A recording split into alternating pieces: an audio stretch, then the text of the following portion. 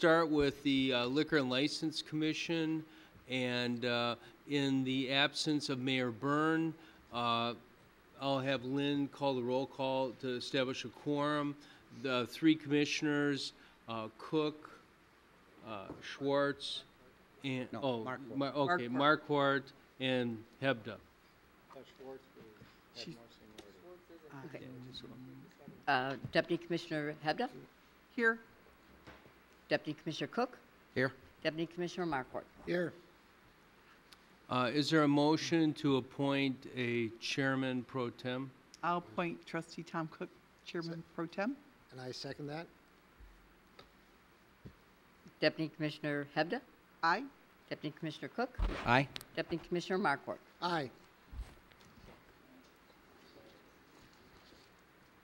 Okay, first item of business is approval of the May 21st, 2013 Liquor License Commission minutes.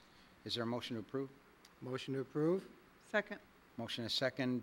Any comments, questions, or corrections? Hearing none, roll call, please.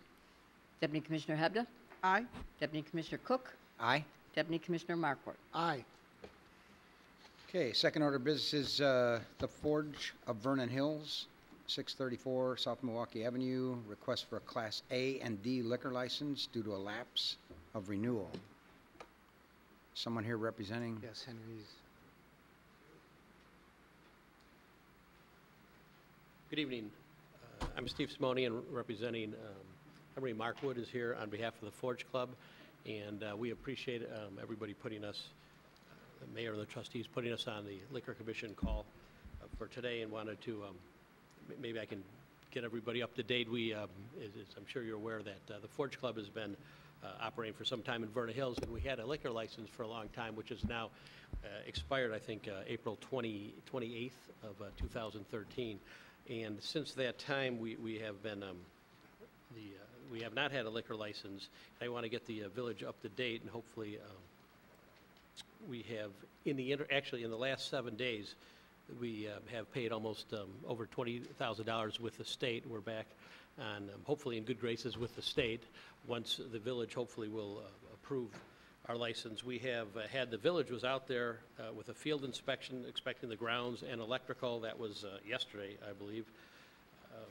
And we have approval from the village. The fire protection district was also out there and gave us a litany of things to fix, including electrical, lighting, fire extinguishers, etc. And that hall has been fixed also. In addition, just so the village is aware, the Forge Club was down approximately 7 days in April and approximately 14 days in May for a couple reasons, whether it's refurbishing and trying to kind of get their act together and get back up ready to operate or reopen. It was open, it's been open many days without alcohol. There were 5 pre-planned events in May. Like I said, I think we took care of the electrical issues. For what it's worth, we have had no new alcohol purchases even since the end of February. And although we, mistakes were made along the way, Mr. Markwood is here and hopefully answer any questions you folks may have, and maybe we can try to resolve any issues if that helps. Do we have any questions from commissioners, or do we want to hear from council on where we stand on this? Well, this is a situation where if the village were to approve the liquor license, the Forge Club would still have to go to the state and still obtain a state liquor license before they could have any sale of alcohol. So it depends where they are in their situation with the state, whether or not the state would issue a license to them.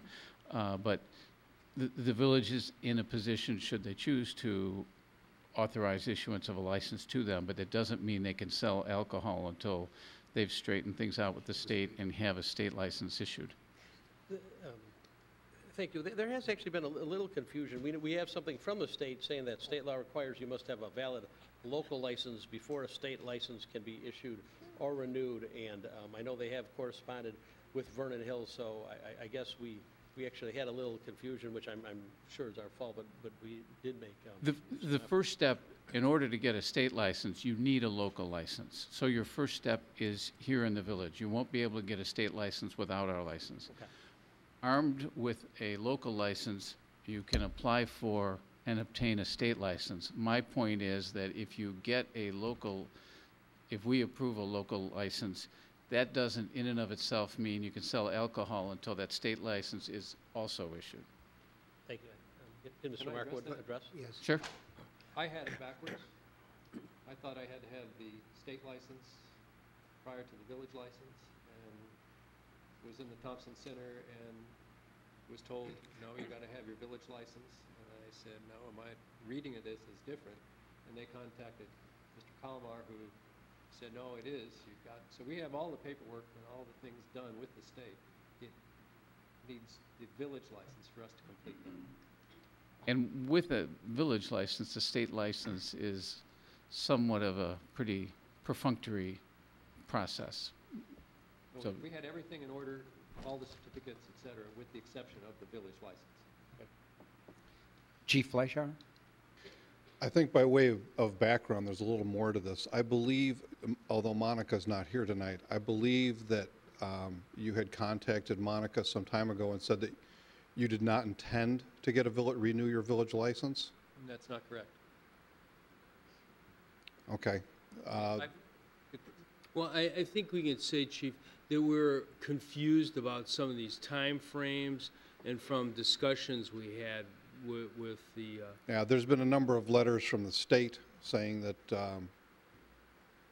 your liquor license was being held for a number of reasons, and then an investigator from the state stopped in to our building, I think 2 weeks ago, to say that they had gone out to inspect the premises and that you had been serving alcohol without a license. That's where we're at. We're caught up to it. And then Monica made some phone calls last week, and then this flurry of activity happened. It was put on the agenda tonight so we could get this cleared up. Had you applied appropriately, this would be a non-issue, correct? Correct. And when you didn't have the license, you were serving people alcohol? For some pre-planned events, yes. Yes, you were. Okay, so you were in violation at that time too. That's the disappointment, is you should have been in here in April applying for a license, and now we're backpedaling. We put you on the agenda. I know I got phone calls from the county too, saying you're gonna go out of business. And I don't understand as a business sense why you wouldn't have come in when you knew your license had expired. What was the problem, why you didn't come Well, to make the It had application? to do with the compliance with the state and meeting those tax obligations. I think part of it, if I may interject, Sure, I think no, part of it please. was financial, because certainly no excuse, and I think Mr. Markworth's coming here saying, asking you. Use the hand mic? Yeah, I can't, yeah. Just so we can hear you. You have to turn it on. Turn it, yeah. Yeah. I think one of the, I think one of the issues, it actually is a little confusing, but we have now hopefully satisfied at least the state financially and are on board with them. Like I said, we paid some $22,000 with the state. It is my understanding that there was serving with private parties, certainly no excuse, and I know we're in trouble with that, and I think that was a part of the problem with the state. Hopefully we can resolve that issue or pay any appropriate, penalties and or that sort of thing, but we're trying to get back on track. I mean, Commissioner Markwart? Question, Henry, how long have you worked, in fact, actually, you've worked there for many years and then recently had purchased it. Is that correct or incorrect? Yes, I've been there for 15 years. And at the end of March last year, 2012, so 3/21 in 12, we took over as the proprietors. And your dealings prior to that, you weren't involved with the liquor license, you managed? Only to provide the necessary documents as manager, but I didn't do any of the processing of the paperwork, pay any of the monies, et cetera. if I may if I may interject here, hopefully we want to bring the attention and we want to be a good neighbor, and we hopefully appreciate the fact that I think Henry's been operating some 15 years there, or at least the general manager, and we haven't had luckily a revocation or a rescission of our license so far. So, thank you. So what is the commission's pleasure? If this is approved, it doesn't, because it's a relapse, chief, does this involve going back and redoing any checks, or is it? Yeah, I think they'll probably end up doing the full background check and everything again since it's a relapse. All right. Is there a, yeah. Go ahead. My opinion to it is, I know it's a tough one, that's why I asked the questions of one of management and one of ownership. I don't know if financially things could be wrong. Also running a business with now new entities of things, instead of managing to own it, I would actually ask to go forward and allow them to receive a license. Well, and the question I was going to ask, because I was looking through some of the paperwork, but I didn't see any record of any significant violations in the past or anything like that. Actually, I'm not aware of any. Yeah, that's not what I couldn't find anything, so. But knowing that you didn't have a license, you were aware that you were without a license when you had these other parties, correct? Yes, And you went ahead and served? yes. Okay, that's disappointing to me personally. Understanding that, I feel like, yeah, we can grant you a license, but somehow a slap on the hands to me is not appropriate. I feel that was wrong. You were aware that you had no license, yet you served, and unfortunately, you had those parties booked, and I would have thought, as a business professional, somehow you would have thought that through. Well, Or just to maybe explain. You could take the mic so I can hear you. yes, we did think those things through. We moved a lot of business that we had on the books to other restaurants and so forth. We felt like all of this was going to be done Okay. by the 15th of May. And not everything fell into place. There was clearly confusion on our part between me and Monica as to how things were going to get done. And they didn't. And so, and I don't mean when push came to shove, but you know, I thought it would be done on the 16th or 17th. It wasn't, and we had these parties committed for Friday and Saturday, and yes, we did serve. Counsel Kenny?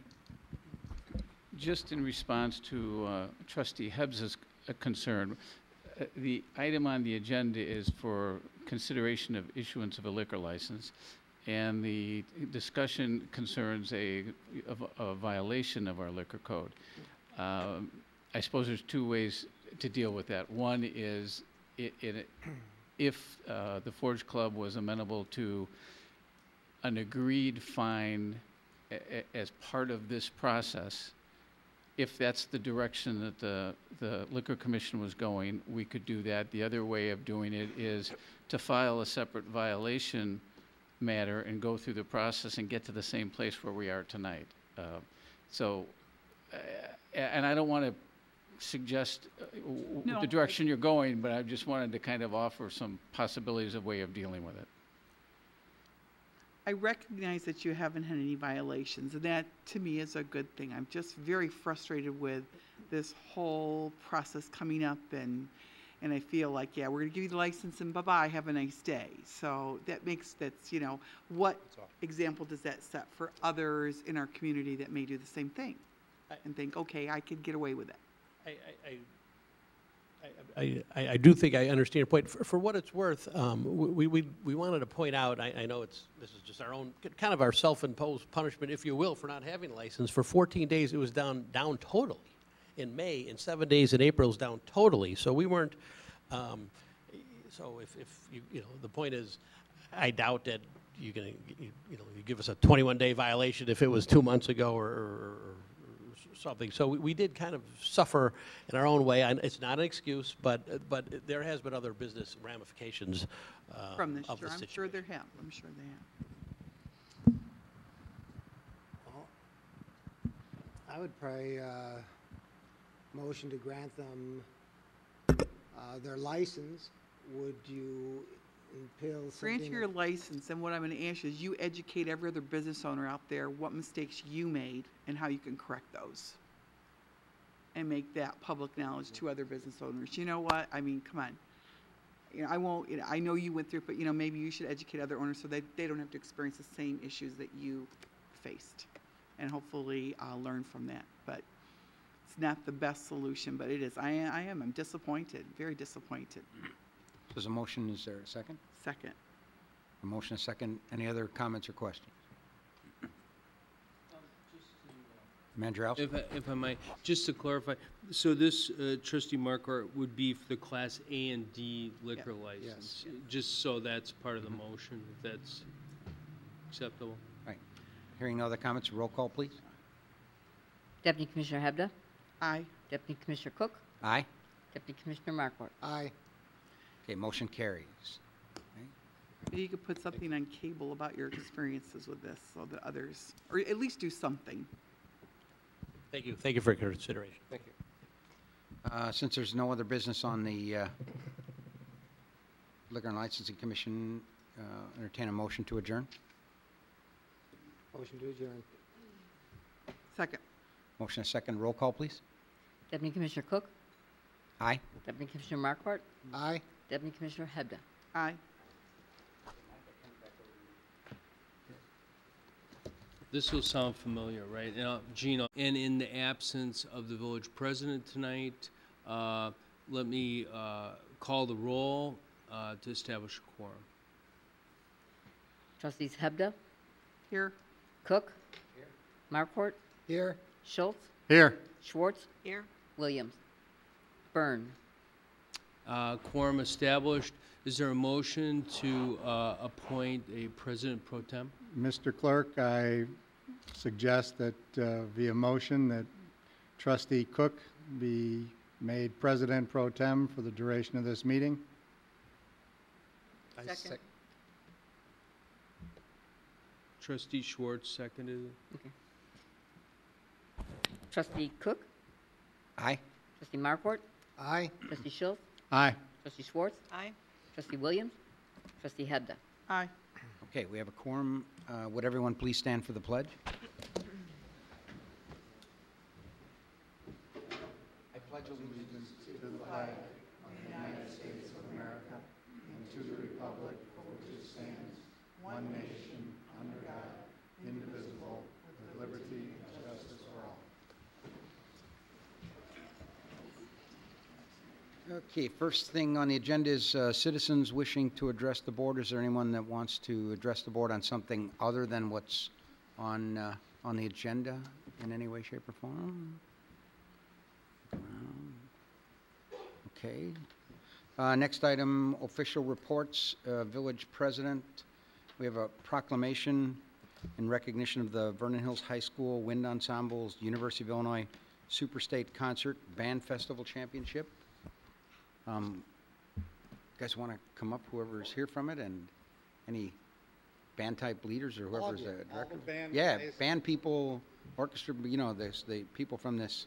Parents, if you have cameras and you want to take photographs, please come stand behind me here. It's the best view in the house. The Wind Ensemble. Wind Ensemble, gather around the altar. The altar. Don't be bashful. Yeah, right, anywhere right, Any yeah, right place you behind there. want. Just, you can cover any If you're- place you want. This is your chance to get some airtime. We want you all in the group so you'll be able. And the mic, Yeah. and the camera's that way, Sam, so. Proclamation reads, whereas the Illinois Superstate Concert Band Festival invites only the finest wind band programs in the state of Illinois based on a competitive application, every band is invited is a winner and represents the very finest the state has to offer. Each year, an honor band is selected from these fantastic performances. Honor bands are selected to return the following year for a feature concert at the close of each classification and cannot be considered for honor band until the next year. And the Vernon Hills High School Wind Ensemble is in the high school class AA, and in 2013, it's the third year in a row and the fourth year overall that the Vernon Hills High School Wind Ensemble has won their class and was selected for this distinctive honor. Now, therefore, Roger L. Byrne, President, and the Board of Trustees of the Village of Vernon Hills hereby proclaim that the Vernon Hills High School Wind Ensemble be congratulated for their University of Illinois Superstate Concert Band Festival Championship and being chosen honor band. Congratulations.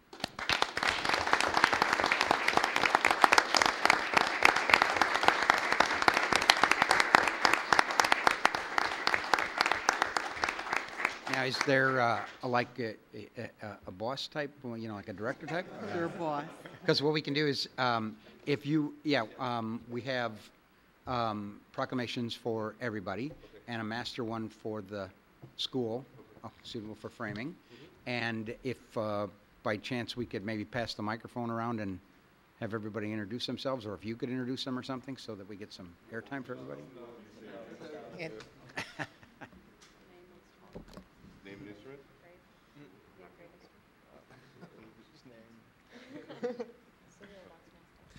The members that we have here this evening, we have Hayden Moffitt, Stephen Zong, Isaiah Liu, Paige Kibler, Alice Zong, Sam Varon, Jared Kozel. We have Lisa Brightonfield in the back, Mark Edler, Roger Levy, Noah Meltzer, and Jacob Weisick. Oh. And I'm Randy Sundell. I'm the director of bands at Vernon Hills High School, and this is David Tribley. He's the associate director. Congratulations. Thank you. Thank you very much. Yeah, we're getting to, it's wonderful that almost every other meeting we're here honoring somebody from the high school for winning something at some level and everything, and it's sensational. I love it. I love it. So congratulations. Keep up the good work. Any of you want to say anything?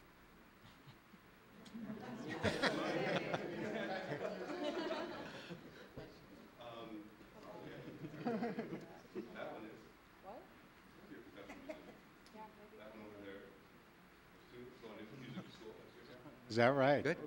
Which Good. ones? Which schools? Indiana University. Good. U of I. Super. Super. And Music majors, I take it? Great. Anybody going to start a band so they can...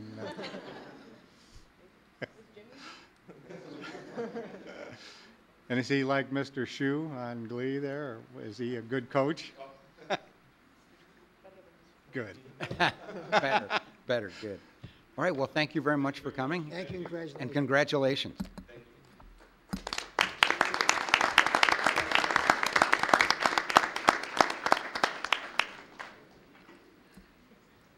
Okay. Next time, tell them to bring the instruments.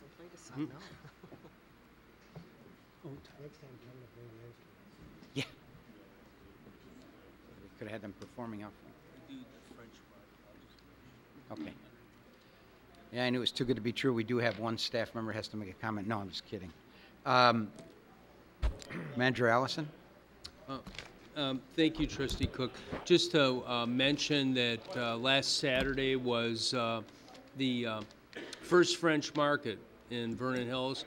And I was out of town, but I heard it was great, and the person coordinating it said she was very delighted, got a lot of positive comments. So, of course, as always, we welcome more vendors, as well as, of course, welcome more of our residents and neighbors to come to it. So it's every Saturday from 8 a.m. till 1 p.m. now through the 26th of October.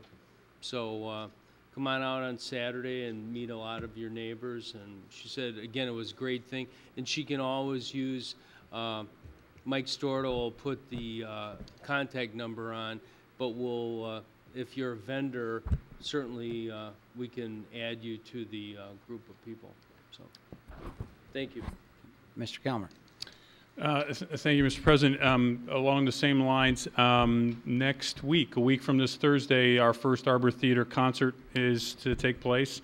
We have 5 concerts scheduled again this year, so go to our website, www.vernonhills.org, for the schedule. Also, you will be seeing in about 3 weeks the village's new website come online. We'll have more information as we go along there, so thank you. Good. Who exactly is the first entertainment, and what dates is that? June 12th. June We do Thursday nights throughout the year, or throughout the summer, I should say, at the Arbor Theater. Forgive me because I don't know who the first group is. Oh, I'm sorry. Gin and Tonic is the first group. What's the genre? I think it's I think is it country? Sugarland, Yeah, country, Sugarland type country, and we've kind of mixed the different types of genres across the spectrum. So. You Okay. said June 12th or do you mean June 13th? You said June 12th, that's a Wednesday, you mean June 13th? Yeah. Okay. Let me just echo what Manager Allison said. I did talk to one resident who went to the market, the president of NCT number 4, and she told me it was excellent. Thought it was very, very good, and the only thing she said was if we could get more produce. That was the one thing she said, that, you know, a little more produce would make it outstanding. So it got a very, very good review from her. So just thought I'd pass that on. Public Works Director, Village Engineer Brown. Thank you. Just wanted to make an announcement to residents, especially the ones using the metro station. In our board packet, we're asking the board to consider approval of a bid award for resurfacing the metro parking lot, the original part, so the part further towards Martin and Associates. We're working with the contractor in terms of a schedule. We're anticipating in about 2 weeks that the metro station closest to the station itself, that parking lot's going to be resurfaced. So we're going to try to work through it swiftly. The contractor understands that. It'll probably be about a 2-week process, though. So bear with us, but we wanted everyone to know, take this opportunity to tell people on camera also. We'll be certainly putting out flyers both at the metro station and then on cars, especially for long-term parking, so everyone's aware of it. But just wanted to pass that along. Okay, thank you. Anybody else on staff? The chief. You know, I'll Okay, take good. advantage of that also. There is a pre-construction meeting for Route 45 for the resurfacing of Route 45 through town. So it's going to be from Lincolnshire all the way along 45 into Mundelein, you know, just short of 4 miles. So they're looking that they would start construction sometime in July. So I've been invited to a pre-construction meeting. Once we know more, we'll get the word out. Also in the audience is the developers of the Oaks. We're working with them trying to coordinate their improvements with this improvement. So we've been talking with IDOT. They've been talking with IDOT. So we're trying to combine those two projects. So we only disrupt the residents once. But it's basically a resurfacing, just a grind and lift, or? True. This is a resurfacing because it certainly needs it. You know, this has a price tag of $1.9 million for them to do the widening that we've discussed at earlier meetings. That has a $73 million price tag. So they definitely need to do something now because of the condition, and they are looking to do a future widening once the state comes up with a few extra dollars. Did we ever finish phase 1? They Officially finish phase 1? They have not officially completed phase 1, but they're moving into phase 2, buttoning up those last little details. Really, the phase 1 issues are a couple of drainage issues they're trying to resolve on the east side of the project. But Okay. Anybody else from staff? The chief should speak about the fishing derby. The fishing derby is basically a park district event. But don't some of your guys? Some of our people show up out there, but the big one that we sponsor is the Veterans Fishing Derby, which comes up towards the end of June. Unfortunately, I don't have any more information. All right, if there's nothing else from staff, then the next item is the omnibus vote agenda. Is there a motion to approve items A through L? So made. Second. Motion is second. Comments or questions? Hearing none, roll call, please. Trustees Markwart, Aye. Schultz, Aye.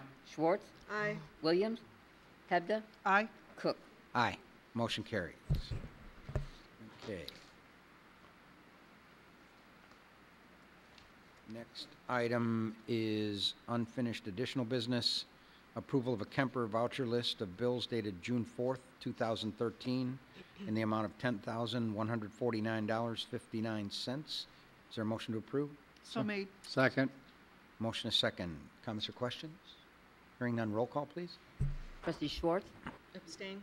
Trustee Schultz, Aye. Trustee Williams, Trustee Hebda, Aye. Trustee Cook, Aye. Trustee Markwart. Aye. Motion carries. Next item, approval of the May 21st, 2013 Village Board Minutes. Is there a motion to approve? Motion to approve? Second. Motion is second. Comments, corrections? Hearing none, roll call. Trustee Schwartz, Aye. Trustee Williams, Trustee Hebda, Aye. Trustee Cook, Aye. Trustee Markwart, Aye. Trustee Schultz. Aye. Motion carries.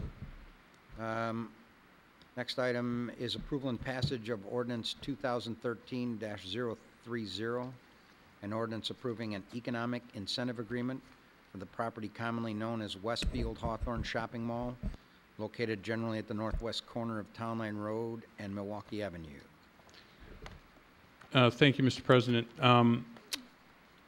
We're here tonight in our continuing discussion with Westfield with regards to the economic incentive agreement that the village has agreed to enter into with the owners of Westfield Hawthorne Shopping Mall. We've made a lot of progress since the last time we've talked, and as I noted in my summary to you, there are a couple of items that we need direction on before we can complete the agreement with Westfield. Westfield's team is here tonight to answer any questions and or provide further explanation with regards to the agreement or the points that we'll raise tonight. So with that, as you recall, Westfield intends to invest $50 million in the redevelopment and renovation of the mall itself, and I won't spend any time going over what they're proposing because you all know what they are talking about. At the May 7th meeting, the committee agreed to rebate 100% of the sales tax revenue from existing Westfield-owned space and the new theater, retail, restaurant addition. The committee also provided some direction with regards to the discount rate and some other items with regards to the agreement, which we have incorporated or worked with them to put in the agreement itself. There are several items that we need direction on tonight before you can take an action with regards to the ordinance that you have in your packet. The first item is Westfield's request for an automatic 3-year renewal of the agreement if they have not been paid in full within the term of the agreement. As you will recall, the initial term of the agreement is 10 years. We had projected based on our work with our financial consultant in consultation with Westfield that if they met their projections along with the projected growth, we felt that the agreement would be paid off in less than 10 years. They have requested that there be an automatic 3-year renewal of the agreement included in the economic incentive agreement. And in addition to that, they would also request the option of requesting from the board an additional 2-year renewal that would be based on what we have termed or what we're working on together to term negative economic events related to negative economic growth of the U.S. gross domestic product over a period of time. We've suggested that the event must occur over 2 consecutive calendar quarters where the GDP experiences at least a negative growth average of 2% over these 2 consecutive quarters. The key here, I think, is obviously creating some kind of measurable event over a period of time that could impact Westfield significantly enough to warrant consideration for a time extension. The approval of the additional 2 years would be at the discretion of the board. So I thought what we could do is go point by point, and if you could give us your thoughts as to whether you feel that A, the 3-year automatic renewal is appropriate, and then B, your feelings on providing for an additional 2 years at the board's discretion with those caveats regarding negative growth average within that within the GDP. Anyone wish to address that?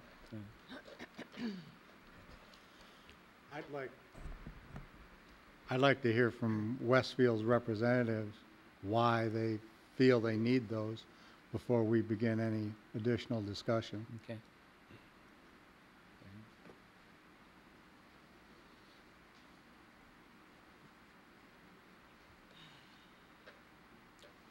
Hi, good evening. John Genovese with Westfield. Might I suggest you use the hand mic? Oh, sorry. Leaning over usually doesn't work. To answer the question, look, we would, as you would, love to be. I don't think it's on. Upward. Yes. Okay.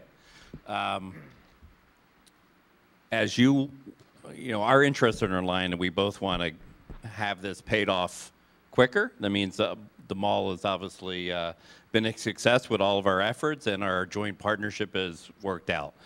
But in the case it takes longer, we're obviously investing in excess of $50 million up front to make it happen. We just want to have every opportunity to be able to, get the benefit of the deal that we've struck. So that was the reason we've asked for the additional 3 years. We actually asked for 5, but in the negotiations we said, okay, can we get the 3 and then the 2, make it at your discretion, but kind of put it on a basic and economic event, meaning some sort of recession. That's how we defined it with the 2 consecutive quarters. So we tried to break it down and in that way by doing the 3 years and the 2. But again, I think we would like to see it happen quicker, and our projections and your projections show it happening within the 10 years. But in the case that it doesn't, we just want to be able to make the benefit of the deal that we had if it takes longer than that time period. Would you be amenable to having that same economic calculus in place to get the first 3? I guess the only issue with that is if there isn't an economic event and for some reason it just takes a little longer to get there, then we don't get the benefit of the 3 years. I mean, it just could, in some cases, it just could take longer time to just get things ramped up. I mean, I think everybody knows where we are with our various deals. They're all in place. We're moving forward. We're actually going at risk with the drawings, as you know, and moving this along quickly. So we do want to make it happen, but you, as well as us, can't project the future. So we're just trying to Right. That's cover why it. I was, that's why I don't see that as being too burdensome to, bring into play some kind of exact calculus into the equation there to put that in place. I always hate encumbering future boards. And in a sense, we're doing this, but we've done it before, but we've never had an extension. All the other deals have a finite end date, and that's why. Yes, you are the big dog, okay, but all these other littler dogs are really helping out our economy also, the Marianos, the Dicks, et cetera. So I want to be equitable, and I'm comfortable with going forward with additional years if absolutely necessary because of something, but I'd like to have a definitive reason why we need to strike or put this in the form of this resolution or this ordinance, as opposed to allowing a future board to, make some determinations. So you're suggesting, I guess, that the 3 years after the 10, the 3 years would be automatic if there is this negative economic event as we've defined in the Right. in the last. And then the second 2 years would be, again, fully at the discretion of the board. But then I guess what happens if there isn't this negative economic event and it's just taken longer to get the sales tax paid back? What happens after year 10, I guess, in your perspective? Well, I guess I'm hoping that you have some, marketing strategies that you be willing to employ. We've gone a long way with a lot of the signage and things like that. These are radical departures, especially from the seat of Barb Williams. She would consider that a extremely radical departure from... And we certainly appreciate it. Right. I mean, So I guess, I'm just looking to be equitable with the other deals that we've struck already. I don't want to delay this deal, but on the other hand, I guess I'd like to make it so that there's a certain level of commitment that we're only extending this because of some obscure or unreasonable expectation that comes into play because of a economic... yeah, I guess, but what happens if that negative economic event happens in the first 10 years? Yeah, that's just a thought. Then by, I think, your definition, if I'm understanding you correctly, then it comes to year 11, we're stuck. It happened back then. It happened in year 5. So all of a sudden we took a hit. No, I'm not suggesting that. I'm suggesting that at any point, if that happens during that first 10 years, but you'd have to, demonstrate that it in fact did happen, that there was a, God forbid, but another 9/11 or something that, affected the marketplace dramatically. That happened during the first 10 years, and as a result, you need the additional limited time window. If I may, I'd like to find out how the rest of the board feels about this Right. particular No, issue. And if I may. I would agree. Go ahead. I'm okay with the 3 years, but I'd want board approval on the 2. Yeah, I'm with Trustee Schwartz. I agree. The 3 years is fine, but I think we need a board approval on the 2. I will agree with that, too. So that would mean, though, that there'd be no automatic economic indicator. I really don't feel that we Right. need to tie that to the first 3-year edition. Just personally, I Right, don't. but what you're saying is that you're not tying it to the second 2 years.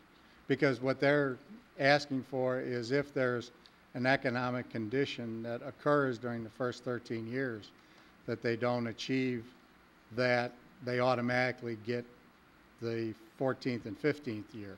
No, that's not what we're saying. We just said the opposite. We just said that year 14 and 15 would Right, be but- strictly at board. Okay, that's what our, in other words, what we're saying is we're not tying any negative event to the first 3 year. The next 2 year would be with a negative event, but it would require negotiations with the board. Right. So, well, basically then it's not going to be automatic for years 14 and 15. Correct. No. You'll be allowed to come before the board to petition. And discuss it. Yeah, that's what we had. But, okay. And that's what you're asking for here. Well, you're that's what we had requesting. got. That's why I'm sorry. With John, right. That's where we started the conversation, because we'd asked for 15, and then negotiations with your team, we came up with the 3 plus 2. So you're fine with the? Yeah, we're actually Okay, fine all with right. the There you go, Dan. 3 plus 2. Okay. But let's not let that happen. Okay. Okay. The next item is just an informational item. As you know, the agreement sets forth the rebate amount will be $10 million based on a 6% discount or developer interest rate. Projected payout would occur just slightly over 9 years, assuming that the annual growth projection is met. We use a projection of 1%, and that the total payout of the agreement would be approximately $12.9 million over the term. So that's just informational. Within the agreement, there are also provisions to maintain or terminate the agreement in case AMC and Dave & Buster's both close their stores. The agreement states that any replacement tenant must occupy a minimum of 70% of the tenant space for AMC and 85% of the Dave & Buster's tenant space. The agreement also calls for a replacement tenant must generate at least 60% of the sales tax and entertainment tax generated by AMC in the AMC space, and at least 80% of the sales tax generated by Dave & Buster's in the Dave & Buster's space at the time both close. The provision also allows for the uses which generate lesser amounts with village board approval, and that would be for both spaces. I guess I throw that as if there's any questions with regards to that. No, that appeared pretty straightforward. Anybody have any questions? Okay. Next. The next item, the agreement, in the past what we basically said is that you could not replace a tenant in a center that has an economic incentive agreement by pulling somebody out of another center. What we've said in this agreement, because of the size of the property being almost 1.4 million square feet and the types of tenants and the sizes in there, we've kind of restructured that a bit to state that the village will not share sales tax for any replacement tenant which exceeds 5,000 square feet in size and who locates into the mall while closing another location within the village. Again, the size restrictions allow smaller uses to come into the mall, but not larger stores, which become burdensome on the other shopping centers within the community. Just I wanted to note, the provision does not apply to AMC, the Showplace 8 Theater at this point, and that was one of the reasons we did not propose to share the entertainment tax with the petitioner, because at some point the Showplace may close. We have not heard that. I want to say that again. We have not heard that from AMC, but it may at some point in the future. So, any questions with regards to this? Going along that same line, Westfield is also requested to be able to provide evidence that a replacement tenant which exceeds 5,000 square feet and who wants to expand but can't, or who intends on relocating to another community, can relocate to a tenant space within the mall, and if the tenant does not or does relocate to the mall, the village will agree to share a sales tax generating from that replacement tenant. They want to make sure that the village can approve that, but we won't withhold that or make it an unreasonably withheld approval. Basically what that says is that if we have box A in a shopping center that wants to expand and who can't at that location for whatever reason and has decided to leave the community, that they can provide evidence to the village board that, in fact, by coming to the mall, they can do what they want to do, expand, stay in the community, and therefore Westfield wants to be able to Westfield wants us to agree to share the sales tax from that type of use. So that language is in the agreement. Key element of that is that they have to prove yes inability to expand at yes. at their current location. Exactly. Okay. No, it's not withheld, not unreasonably withheld. So, any questions with regards to that? The next item, and actually it'll be the final item, Westfield's requested that if the state eliminates the distribution of sales tax revenue to the village, some calamitous event that basically the state says you get no more sales tax, and that the village adopts a home rule sales tax to replace the eliminated sales tax, that we would change the agreement to share that portion of revenue generated by a home rule sales tax from the tenant space as defined in the agreement. So basically what this says is that the tenant space that we're going to apply that we're going to take the 100% of the sales tax revenue and give it to Westfield as a part of this agreement, where we would apply a home rule sales tax to that same square footage, we would then adjust this agreement to pay them that portion of the home rule sales tax to satisfy the terms of this agreement. Again, we have not agreed to do this in any other agreement, but again, because of the magnitude and the size of the property and the size of this project, they had requested that this be included as a part of this, and we wanted your direction on this part of it. Question I've got with regard to the legislature, at this juncture, we know that this year they're not touching the LGDF, but the LGDF is, the sales tax is part of that, along with the income tax, along with any other associated revenues. Typically, they're looking at retaining those dollars that are part of the income tax as opposed to the sales tax. Yes, that's correct. There's been no proposal to reduce the sales tax, and the sales tax under under state law is considered basically the state is acting as a trustee for that amount that goes to us, unlike a local distributive government fund where they receive it and then allocate it as set by law. So it's a completely different concept. Not to say that it's impossible it would change, but it's a completely different concept.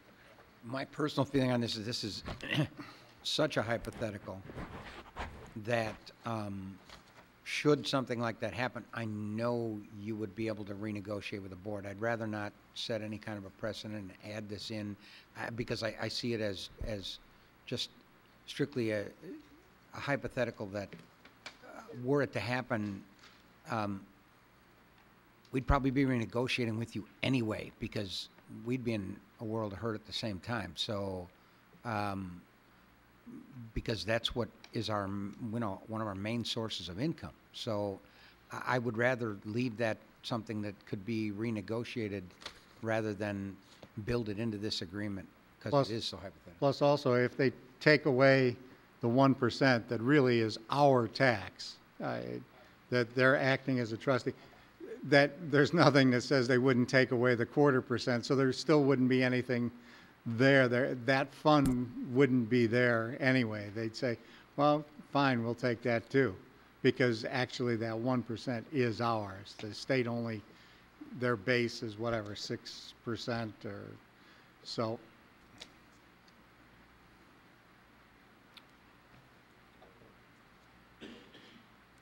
Yeah, and I certainly, Rob Gamreth for the record with Quarles and Brady, I certainly recognize the concern by the village, and it is a hypothetical at some level, but the concept is at some level already in your existing agreements. That's Section 8, the change in law. What we were asking for is that in the event that the village adopts a home rule tax, that the same concept would be applied to that particular provision. But your agreement does contemplate that if the sales tax is taken away by the state, that we would work with the village to try to replace that. So it was, and that's fine. And I just don't want to build in. I mean, it's almost so hypothetical that it reminds me of my favorite hypothetical, which is, can you imagine a world with no hypotheticals? So I mean, I just assume not include that. Trustee Marquardt.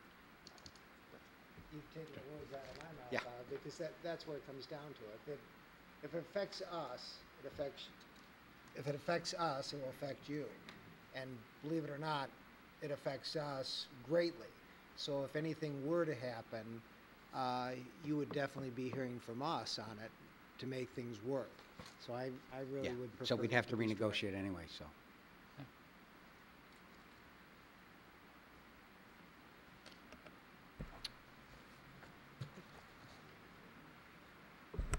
So what say ye?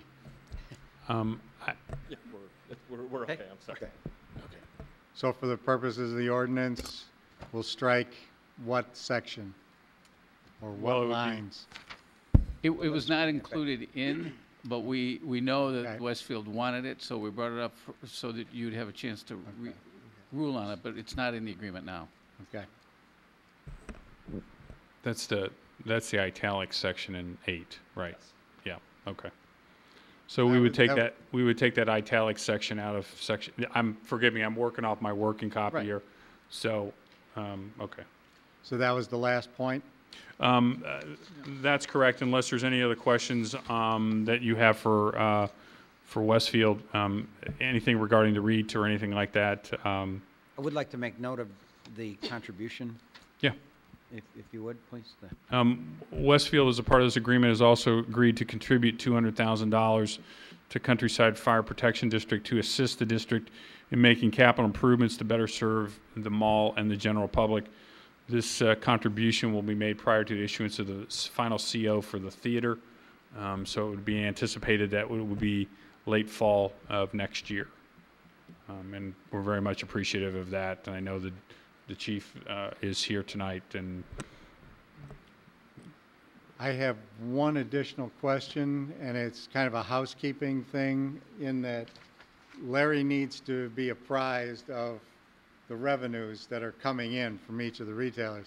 Do you have all your retailers in line, or do we have the releases that are necessary? Maybe I can answer that question. We went back and forth, and the situation is such that so many of their leases are in place already, and they're not in a position to request that detailed information. However, as a home rule community, once we sign the agreement with the state will provide us information on a tenant-by-tenant basis. Now, they'll provide that to us on a very limited basis. Larry will have access to it, and very few of the rest of us will have access. We will not be able to share any of that specific data with Westfield unless and until that P-tax form is signed. But we'll get the information you're asking about. Larry will get it, but we won't be able to share it, but Larry will have it. And we're confident that we'll get it. Yeah, Yes, I think the provision is that the manager and the finance director can have it, and it's, and all kinds of, I guess, statutory liabilities we take on for sharing it. So I'm not real happy about this, but it's gonna be one of these things where I guess there's have to be some trust, because we can't share the individual numbers. Okay. Larry and I can discuss it in a soundproof room. The cone of silence. Yeah. Okay. Anything else? I guess with that, with the changes as set forth tonight, as the board has recommended. John, I hate to interrupt you. There was one point, and I don't know if it got raised on the standards. Sure. So if you'll beg my forgiveness for just a moment. There's 2 points in the document, and it is in your summary talking about the standard where we have to come back to the village board. And one of them is in the instance where the sales tax generating capacity is below either 85% for Dave & Buster's, or 85% for Dave & Buster's and 70% for AMC. In those circumstances, we come back to the board and ask for your approval. The other circumstances where we have a tenant that's already in the village and is over 5,000 square feet, and we'd like them to remain in the village. The way the document is drafted right now, it's in the village's sole discretion. We have to come back to you, but it's your sole discretion. We have requested, Westfield is requesting that it be in your reasonable discretion. In other words, not to be unreasonably withheld, delayed, or conditioned. We didn't reach agreement on that. I didn't want to miss that point to have your feedback on that. So I apologize for regressing. Any problem with that wording? Or? Yeah. Go ahead, Bob. Council. That comes up in paragraph 3 of the agreement. From the staff's perspective, we were looking at the concept where we were allowing that, for example, with they're generating less than 60% of the sales tax for the AMC space and less than 80% of the Dave & Buster's space. We felt that by putting those lower percentages in, we were giving them flexibility in terms of who those replacement tenants were. But if their replacement tenants were coming in and generating even less than those numbers, then that was something that we thought should be in our sole discretion. That, if they decided to bring a tenant in, for example, they might come in with a tenant that's going to generate a lot of traffic for the center, but not meet these standards. In our opinion, they would come to the board and indicate that, identify who that tenant is, and say they're not expected to meet that standard. However, because of the number of trips, the number of people they bring to the center, the whole center will rise up, and that they should be able to share sales tax from that. But we thought that was something that you should have the ability to discuss and decide, because we thought we were giving them enough flexibility in lowering those percentages to 60 and 85%. Well, exactly how does, in legal terms, how does sole discretion, I mean, in reasonableness, well, let's how far apart? Let's use an example where the replacement tenant does not meet the 60% of the AMC space. Now, the AMC space in and of itself will probably be more difficult to come up with a replacement tenant because it's built and designed as a movie theater. So they can fill it, but they can't fill it with somebody to meet that threshold. But they do have somebody who's going to generate a lot of trips. Maybe it's Grocery store. grocery store. So anything that's going to be a real positive. We want them to be able to come back to you to say, we've got the grocery store, and that's going to bring a lot of people, and that's going to lift the whole center. So we'd like to be able to share the sales tax from that space, and we want you to have the sole discretion. You can say yes, you can say no. But because none of us, we went back and forth trying to think of scenarios, none of us can think of what that scenario will be. We didn't want to give up your sole discretion because we don't know what it will be, but you know, we recognize that they certainly can come back and ask. And in all probability, our sole discretion would be reasonable anyway, so. Unless it's a future board that is not as reasonable as this one. Still the Village of Vernon Hills. What's the board's pleasure on?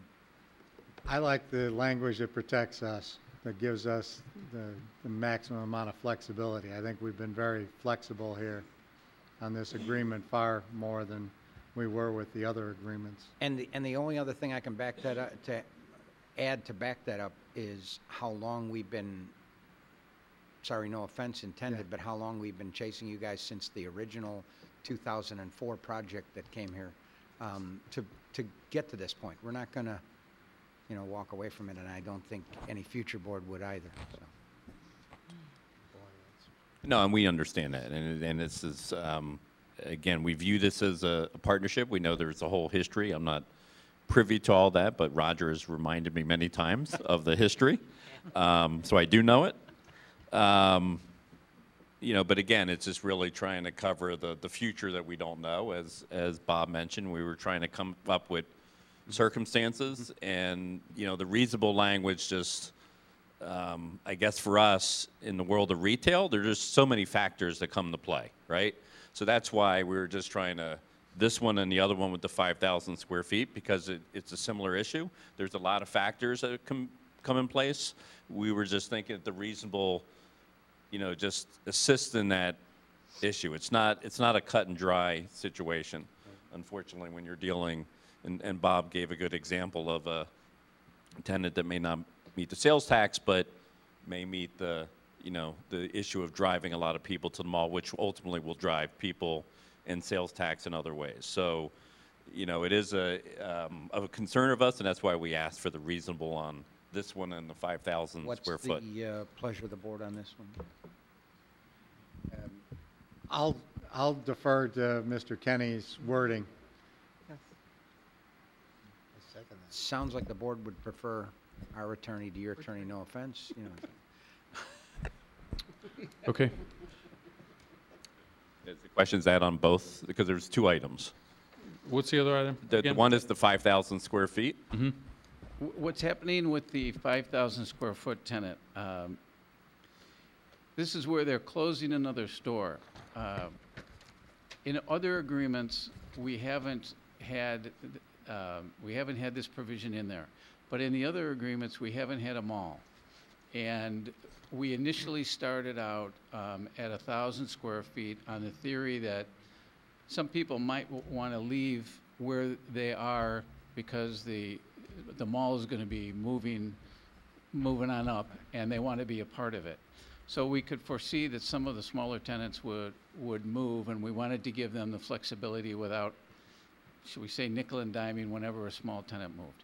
They asked for that 1,000 to go to 5,000 because in the context of the mall, there's not really too many tenants that are that small.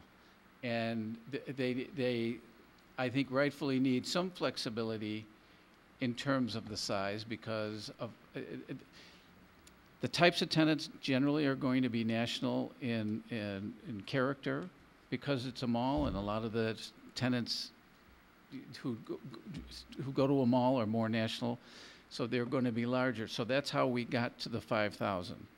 Agreeing that given the dynamics, they gave us the floor plans, they gave us the existing tenant spaces, so we had a chance to look and appreciate how many tenants that would affect, and we thought that was reasonable. But now, if one of the stores comes in and it exceeds 5,000 square feet, they want that to be in the reasonable discretion, and we were maintaining in the village sole discretion because, at least in our mind, they've got a leasing dynamic at play that's kind of their pressure point, but in our mind, once you get over 5,000 square feet, if it's a reasonable discretion, it'd be very difficult for us to say no and say, well, we're being reasonable and saying no, or they'll say we're unreasonable. So that's why I wanted the clarity on sole discretion. But they have a legitimate concern about the size of that space and the number of tenants, and it's a different dynamic than the other agreements we've had. Well, in the spirit of compromise, because the parameters on this one are much more well-defined, the 5,000 square feet, they're not able to expand on their current site. In other words, these are all very, very concrete, very, very specific parameters, whereas the other one, the 8560 and bringing in foot traffic is much more nebulous. I would be amenable to the reasonable in the case of the 5,000 square feet and stay with the sole discretion on the 8560 one. Is that board agreeable? Agreed. We're one-on-one, Rob. There we go. Is that all you got, Rob? Yes. Okay, great. I guess with those changes, the ordinance in your packet meets the statutory requirements for the providing evidence that the agreement does in fact meet those statutory requirements, and therefore, based on with the changes that are set forth in the packet and as summarized tonight, and subject to the village attorney's final approval of the economic incentive agreement, the final drafts, it's recommended that Ordinance 2013-030, approving the economic incentive agreement for the property commonly known as Westfield Hawthorne Shopping Mall, located generally at the northwest corner of Town Line Road, Route 60, and Milwaukee Avenue, Route 21, be approved as discussed tonight. And I can answer any questions, or Attorney Kenny can answer any questions. Is there a motion to that effect? Motion to approve this ordinance as amended and noted by Assistant Village Manager Kalmar. Second. We have a motion, a second. Any other comments or questions? My only other comment is congratulations and good job, John. Thank you. Okay, hearing no other comments or questions, a roll call, please. Trustees William? Hebda? Aye. Cook? Aye. Markort? Aye. Schultz? Aye. Schwartz? Aye. Okay, motion carries. Great. Thank you very much. Do you have any other news or names or anything you can share yet? Not yet, but we're close to finalizing another deal. Good. So thank you very much. Thank you. Thank you. Okay, next item is approval and passage of Ordinance 2013-034, granting certain approvals for the property commonly known as the Oaks of Vernon Hills, a planned unit development located on the north side of Route 45 between Corporate Woods and Woodland Parkways in the village of Vernon Hills. I think this is my turn again. The petitioners are here tonight pursuant to the direction set forth at the committee of the whole meeting, wherein the committee unanimously recommended approval of the development subject to the conditions as set forth and recommended by the Planning and Zoning Commission through the public hearing process and the committee of the whole reviews that have taken place previous to this.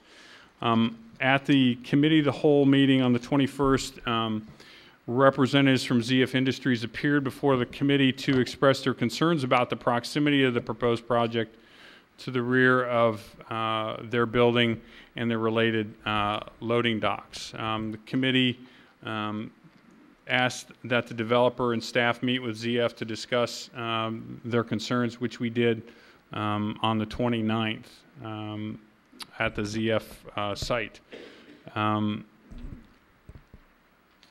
The developer has proposed during this discussion that the height of the fence that was proposed, being 6 foot and a wire mesh type fence, be increased to 8 feet and to make it a solid wood fence. They're also proposing to add more evergreens in the areas where the adjacent or where the residential buildings are closest to the property line, and also increase the overall caliper of the proposed vegetation going in along the property lines in an attempt to increase and enhance the buffer along the property line, mitigate some of the noise with regards to the property or the adjacent property, and try to address some of the concerns that were raised at our meeting. They've also agreed to fill in the areas that are determined to have gaps in the vegetation to create a more solid landscape screening and barrier along the property line. ZF has proposed, and you have copies, a copy of the ZF proposal, which is the yellow highlighted documentation, proposed to place a berm with a fence on top of this. I'm sorry, not with the top. I'm sorry, a berm, a retaining wall, and some additional landscaping that would slope towards the Oaks property to provide an enhanced screening along that property line. And you'll see that in the written information that they provide. The idea is to try to contain the noise, whatever noise is generated from their side of the property, and lessen its impact on the adjacent property, being the residential site. They've also provided a cost within the packet itself, being the last page of that packet. The proposed berm, obviously, if you look at it and read the documentation, would have to cross the property line, would alter the existing grade, remove all the existing trees along a majority of the property line in and adjacent to these residential buildings, and would alter the existing and proposed drainage ways and swales on both properties as a part of the proposed idea. I would note that the ordinance that you have before you tonight has an additional condition number 38, which outlines that the developer has proposed to enhance the buffer and landscaping along the portion of the common property line. They were also proposing to amend and enhance the proposed or the approved landscape plan, again, to reflect the additional plant materials, the addition of a larger fence, and like I said, you'll see that in condition, actually it's condition number 36, I apologize, and I'll come back to the reason for the change in the number in a minute. So that's as a part, and that's an additional condition of this ordinance. Again, installation of the 8-foot tall stockade fence, in substitution for the 6, increasing the size and the number of deciduous trees along the north property line, filling in the gaps with larger deciduous trees. Landscape plan would be amended to include larger deciduous trees and will require the repositioning or addition of a number or quantity of conifers to address the ZF Industries concern, which focused on Building 17 and the north end of Building 5. Petitioner and a co-developer will preserve as much of the existing vegetation as practical. Again, that's consistent with the approved landscape plan that we've reviewed in the past, with the idea that in the future, once the landscape plan and the landscaping that's added becomes even more mature and becomes more of a solid barrier, that the buckthorn that exists within that fence line or that along the common property line would eventually be eliminated.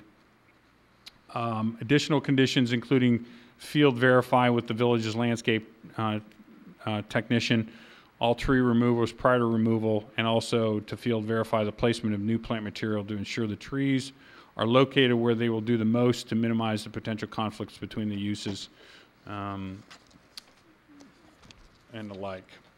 As I said, the ordinance 2013-34 is in your packet. It has a series of conditions related to the overall development. I would note that the ordinance you're requesting tonight actually has 2 less conditions in it, and this comes about through continuing ongoing work on refining the ordinances.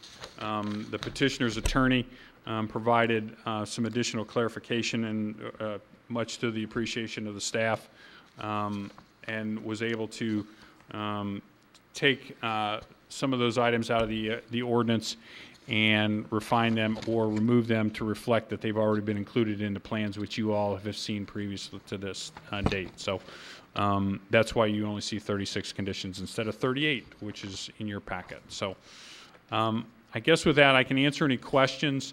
The petitioners are here. They have a revised landscape landscape plan that the staff hasn't looked at as of yet. So we have very limited comment on that, but they can show you what they're proposing. ZF's team is here tonight. They have, as I said, prepared the written information along with the graphic and the cost estimate for this berm. They are prepared to make some comments with regards to this also. So with that, I will leave it at the pleasure of the board. Again, I can answer any questions.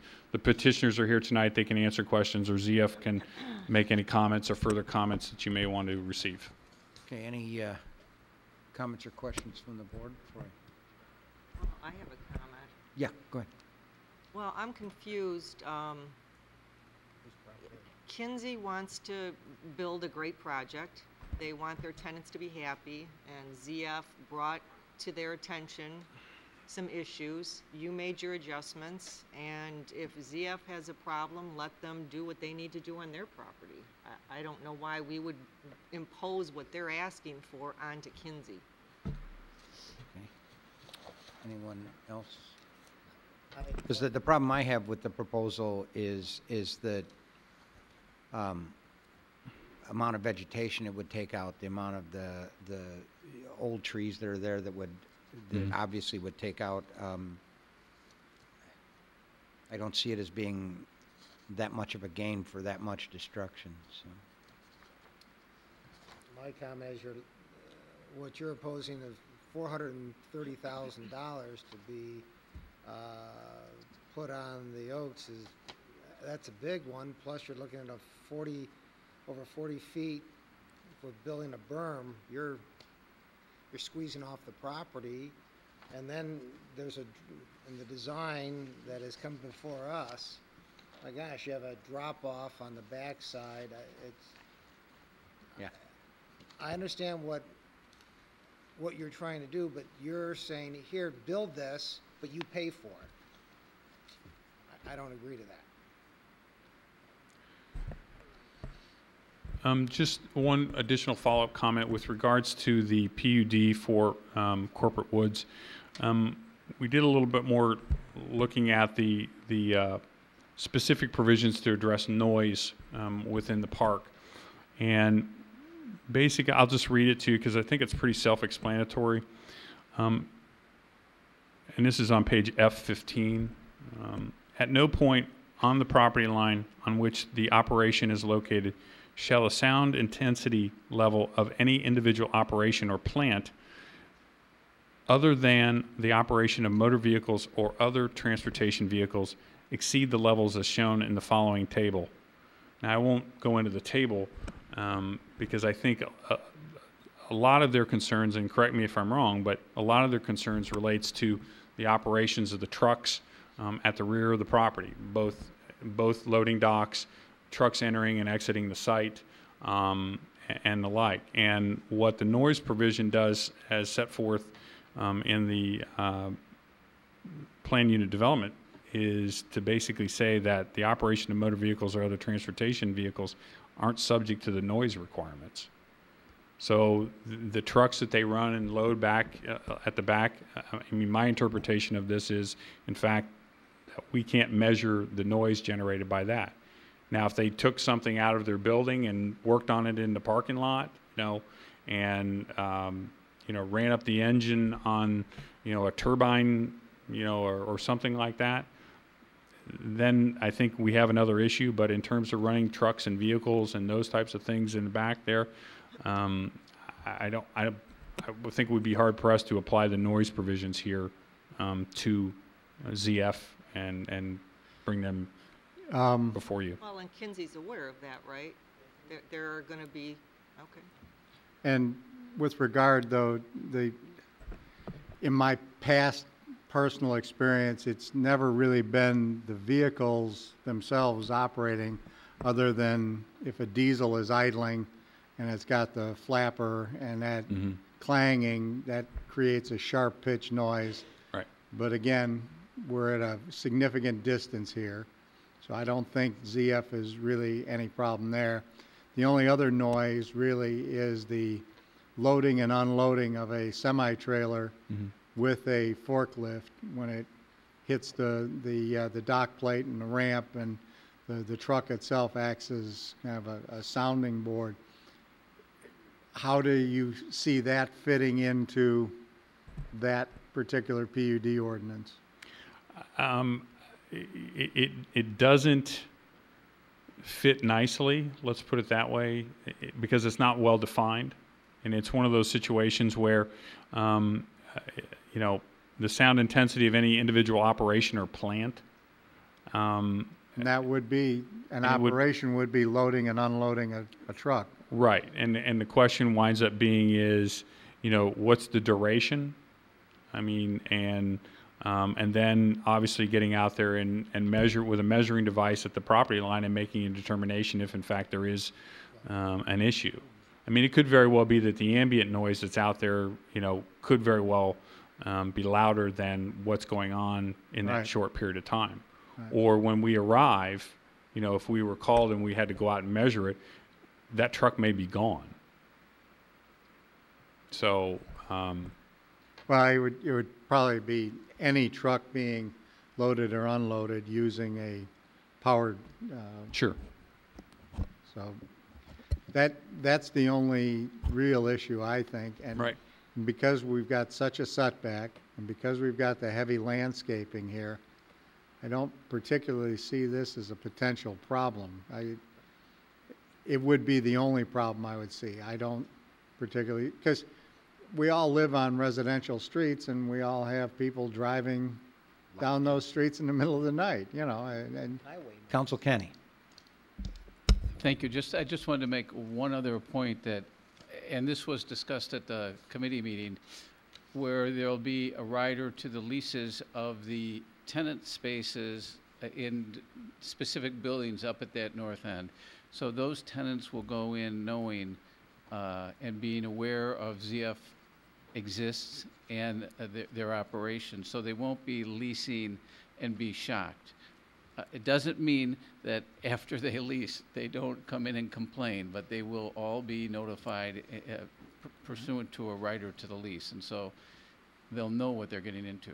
Will that rider be part of the deed for the overall property? In other words, that recorded at the county office or whatever? Well, it's set up to be, because this is an apartment complex, it's set up to be condition of the ordinance in the leases, because as a tenant renting space, that's where any one of us would encounter it. If it was recorded against the property, as a renter, I would never know that.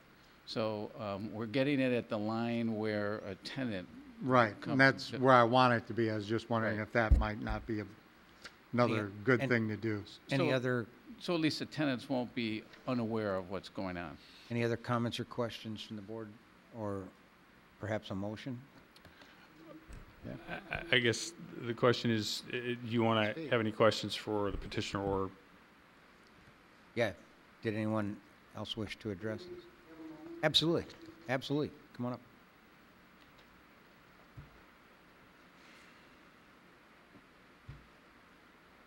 I'm sure I can't make this work. Push it up. Is that okay? Yeah. Members, trustees, members of the board. My name is Steve Pokorny. I'm here on behalf of ZF. ZF is the occupant, the commercial occupant of the property adjacent to the northwest of the property in question, within 350 feet. ZF did not receive notice of these proceedings. The developer never approached ZF during the proceedings before the village to advise it of what was going on or to seek any conversation with regard to common issues. So we were first able to present ourselves to the Committee of the Whole 2 weeks ago, tonight, I believe, and seek to expand the conversation concerning the buffer between the two properties. ZF conducts a heavy industrial use within 30 yards of the proposed residential occupants. Now, we know the residential occupants are going to be very alert to sound and light, and we know that we do a good deal of it in our loading docks, which are immediately adjacent to our south property line, the north property line, and within 30 yards of the proposed residential improvement. So there will be occupancy within 100 feet of our commercial activity. ZF has been an occupant of this park for 20 years. It's supported the community for 20 years. We employ over 300 people at our facility, and we have a heavy industrial use. We repair large, among other things, transmissions, some as big as buses, that are trucked in 24 hours a day along our southerly property line, which is the line immediately adjacent to the proposed residential use. ZF retained in the last 2 weeks Chris Lannert, a landscape architect, to review what he sees to be the best opportunity to avoid issues between the residential occupants and ZF. ZF has supported the community for a long time. ZF seeks the trustees to support it so as to develop the best possible opportunity to remediate noise or light issues because of the close proximity of the properties. If you have a moment, I would like Chris Lannert to present his position and to explain why he feels that the proposal of the developer of a 8-foot stockade fence and additional plantings is really insufficient to address the issues and creates the possibility, or the likelihood even, of a constant stream of complaints which will affect ZF's activity at the site, which we seek to avoid. And this is really our last opportunity to develop a plan that is concise and can be put in place before any occupants reside on the property. So with your indulgence, if you would, I'd like to present Chris Lannert to you of Lannert Group. I don't want, it will be a brief presentation. We have great respect for Mr. Lannert. We work with him on a number of projects.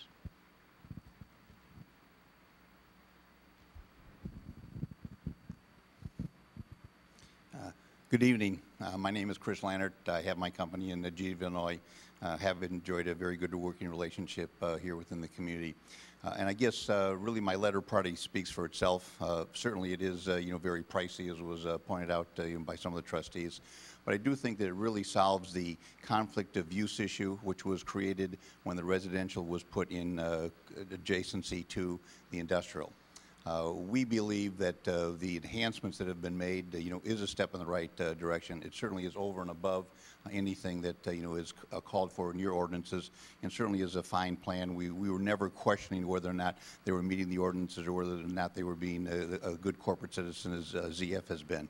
But what I would like to suggest to you through those drawings is that there really is nothing that is going to attenuate the noise better than a solid wall with the berm. In a short period of time, while I've been to the site a couple of times, I was aware and am now aware of their tree preservation ordinance, and I have a list of the trees they're trying to protect. They've done a wonderful job on all of the corners and all of the sides of the property, but I think there is a little bit of flexibility as it relates to this particular property line where these conflicts will end up happening. And again, with a little more time, we could probably work with it back and forth and maybe wiggle the wall through some of that plant material. All of the plant material that's shown is not as strong or as vibrant as it as it could be. And then also, as you look at my total number, I was assuming that we would do that whole length, the entire east to west of the property line, and maybe there's places where we do some of it and other places where we don't do any of it. I would, as my final comment, though, say that the stockade fence, I think, is a little bit out of character in terms of the fine architectural plans that they've already proposed, and certainly is not the Cowboys and Indians approach that we would like from the other side of the fence. Thank you. Any other comments or questions from the board, or do you have? Well, if ZF is following the noise ordinances, then your daily business and your daily operation should not be interrupted at all. You should be able to keep doing what you're doing, because as long as you're following the ordinances that are in place, there shouldn't be any issues with your company.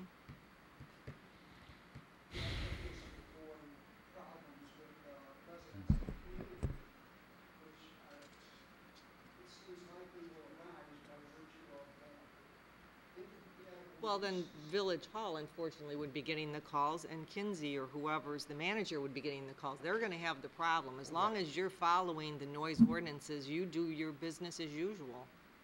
So I don't understand the concern. Well, it just seemed to me that if there is an opportunity to avoid that contact between the village and the residents that are going to be unhappy because we're running semis 24 hours a day, 30 feet from where they're trying to sleep, we should address that now and not later.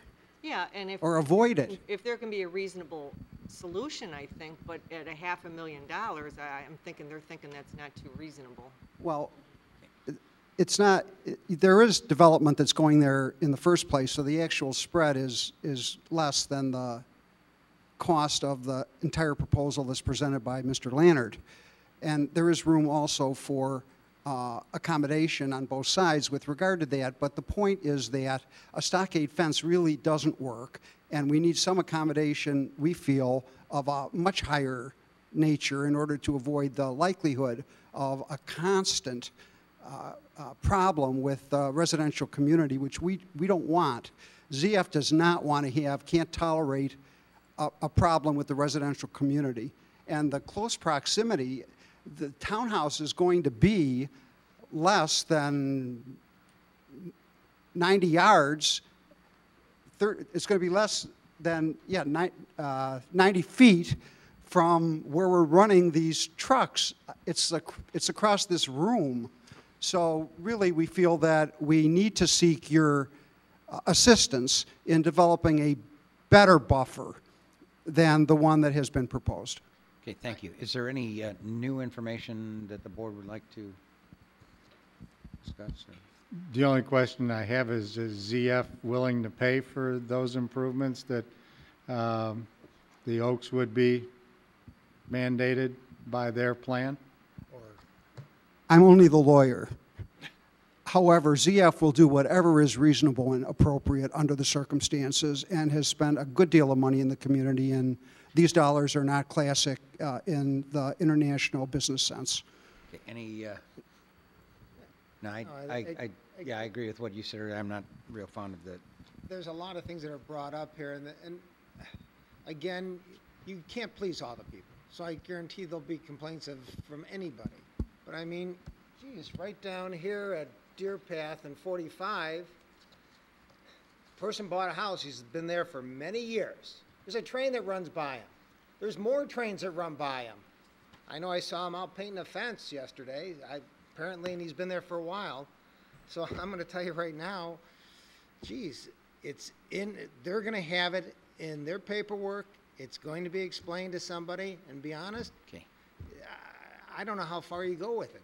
Guaranteed, I'm sure someone's gonna Does complain anyone about it. wish to make a motion? Yeah. What's the number on this one? Let me clarify before we do. Please. The motion would be to approve ordinance 2013-034, an ordinance granting certain approvals for property commonly known as the Oaks of Vernon Hills, a planned unit development located on the north side of Route 45 between Corporate Woods and Woodlands Parkway in the village of Vernon Hills, Lake County. I will comment that the ordinance that you will be approving reflects 36 conditions versus 38 conditions, and the village attorney Kenny's reviewed it, and it includes, or it cleaned up a couple of areas where the changes have already been made to the plans. It also includes the rider, as suggested by the petitioner in the lease. That has been now referenced in the conditions of approval, and some other minor cleanup items. So that's the ordinance you will be approving.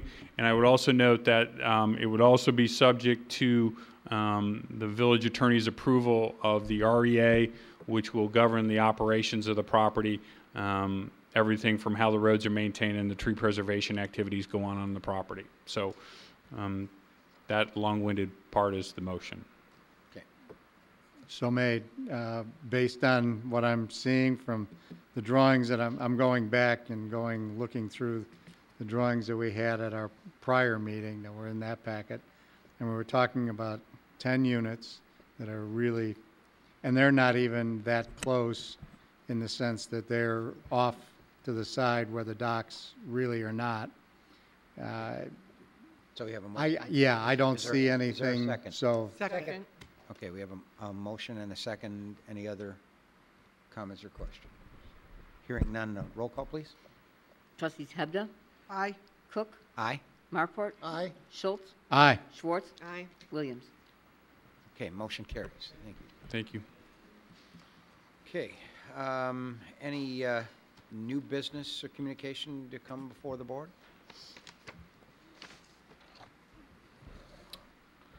Okay. Oh, I'm Yes. sorry, Yes. Mr. President.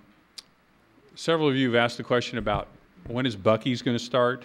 Yeah. We are very, very close. We're waiting for demolition permit, and Mike Atkinson's been putting a fire to him, so to speak. So I would imagine we'll see something start within the next 2 weeks or so. Okay, all right. Anything else under new business or communication? Okay, then is there, do we have to go into closed session tonight? No, sir. Okay, is there a motion to adjourn the board meeting to go to committee of the whole? Motion to adjourn and go to committee of whole. Second. Motion is second. Roll call, please. Trustees Cook? Aye. Markwart? Aye. Schultz? Aye. Schwartz? Aye. Williams? Hebda? Aye. Okay. Anybody need a? Go ahead. We're gonna take like a minute and a half, 2-minute break, and then we'll be right back. I'd like to call the committee of the whole meeting to order. Let's just, item 1 is the approval of the special committee of the whole Village Park District liaison meetings of May 14th, the minutes of May 14th, 2013. Is there a motion to approve? Motion to approve? Second. Motion is second. Any comments, corrections, additions? Hearing none, roll call, please. Trustees Schultz? Aye. Schwartz? Aye. Williams? Hebda? Aye. Cook? Aye. Markwart? Aye. Motion carries.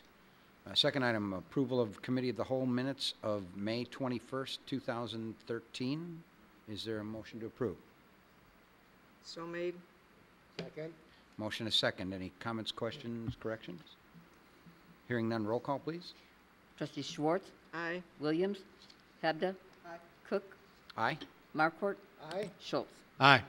Owing to the length of a couple of the items, I've asked a couple of the board members, would anyone have any objections if we move item 6 up to next, because it looked like the easiest, quickest item? Is there? No problem. Okay. I'd like to jump then to item 6, a request for an outdoor dining and seating establishment permit for Silk at 4 Phillip Road. Thank you, Mr. President. As you can see on the site plan that's attached to your packet, the proposed dining and seating area would be located on the patio adjacent to the north side of the restaurant. 6 tables with a seating capacity of 12 customers is proposed. There would be decorative planters that would be located as shown on the attached site plan to separate the general public from customers who may be consuming alcohol within the outdoor dining area. These outdoor planters are about 29 inches tall, and then plantings are put on top of them, and so it ends up a little taller than that. Again, the site plan is attached to your packet along with the application. The restaurant owner, Cliff, is here to answer any questions that you may have.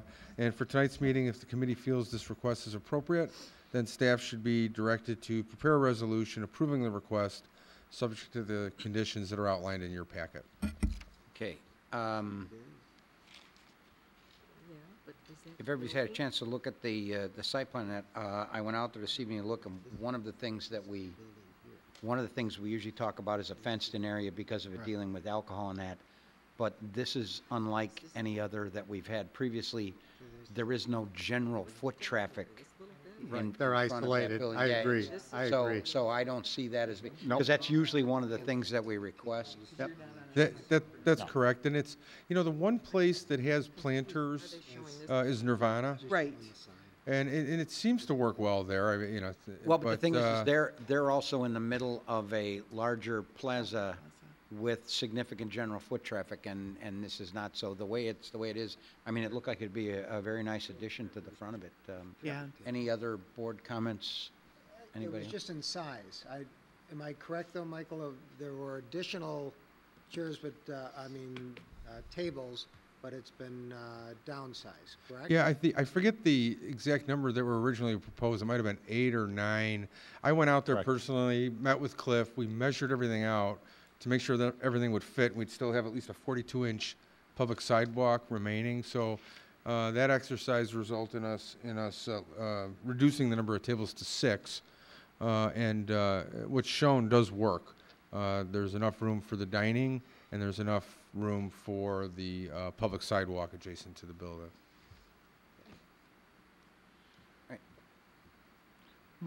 Motion to direct staff to prepare the necessary ordinance to make this happen. Second it. Okay, motion a second. Any other comments or questions? Thank you very much. We appreciate it. Hang on, we haven't voted yet. Oh, sorry. getting excited. Probably going to go that way, but roll call, please. Trustees Williams. Hebda. Aye. Cook.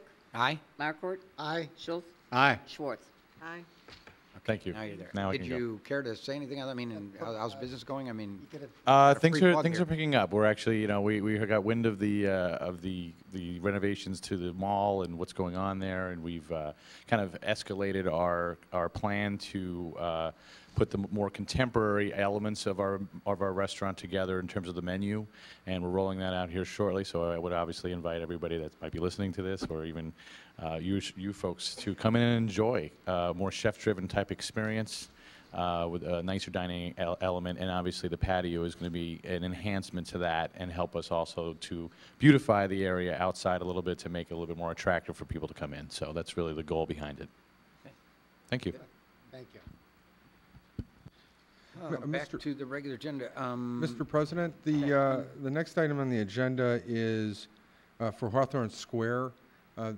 That representative isn't here tonight. May I suggest that the board entertain first considering Shoe Carnival, which is here tonight?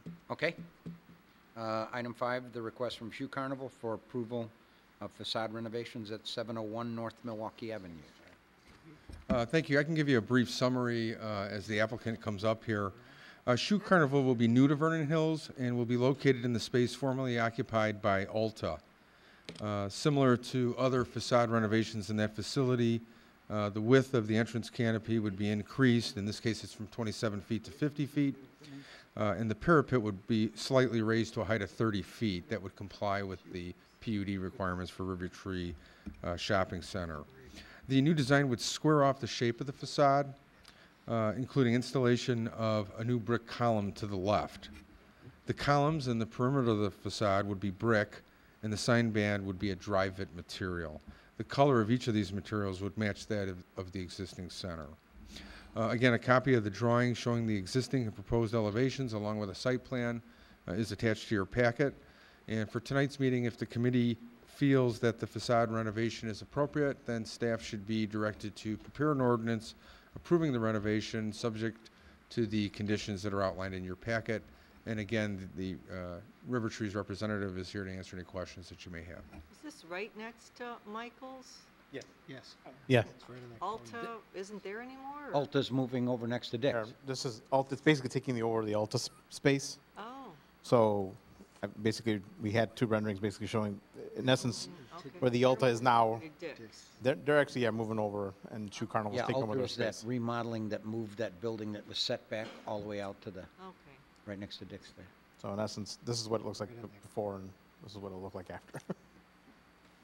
The only question I have is, because they've increased the size, they've also filled it up with the sign. Is that sign within? Yeah, I can actually verify that. I've told them what the ordinance is. Okay. And they're filling it with the proper square footage. And Mike, you agree? I haven't seen the details of the sign, but I agree that it would need to comply with our sign code for Yeah, sure. they're not going to ask for anything larger. We were told 173 square feet, and that's what it's going to be. Okay. You measured it the same way Mike would measure it? Enrique's very aware of how we measure it. Okay. I'm fine with it, so I'd be more than happy to make a motion to direct staff to create the necessary ordinance to make this happen. We have a motion. Is there a second? Second. Okay, motion is second. Any other comments or questions? Hearing none, roll call, please. Trustees Hebda? Aye. Cook? Aye. Marport? Aye. Schultz? Aye. Schwartz? Aye. Williams? Okay, motion carries. Okay. All right. Are we done? We're Um, going to do that one. Do we have? Well, let me go back. Is item 3 Hawthorne is Square. off? Well, it's up to the board. Well, with there being no representatives here, I'm Yeah, if the board wishes, I could review it with you. You can offer comments. I could, or we could just put it on the 18th, whatever the board. Put it on the I 18th. think I'd rather put it for when we have somebody here from Very good. the group to hear the comments, so, We'll have it on the committee of the whole meeting for the 18th then. I mean, I agree. okay. Does so- anyone have any objections so he can communicate that, though? Well, we already turned down a previous thing here that was a third this size, so. Anyway, that would be my only comment. We're not, you're not changing the size of the monument, right? Yeah, the height remains the same, the size remains the same. They would just put a. Oh, I'm sorry, you're talking about A item 4? 6-tenant panel, right. We were talking about item 3 is I was talking about item 3, 3 being Okay. pulled. which is pulled. The taxman item is pulled. Right. For They tonight. requested a continuance on item 3. Yeah, that's what I Okay, thought. I'm so item sorry. 4. I'm on, I'm on Hawthorne. So- Yeah, and I was Okay. answering questions regarding Hawthorne. Yeah, so Sorry. we were on Hawthorne. Sorry, That's, item 4. let's go to 4. So for this one, would the board like me to review it? If you have comments, I can relay them to the applicant, or would you like No. me to No, forward it to the 18th? no. We don't need any more signage up there. Okay. No more signs up there.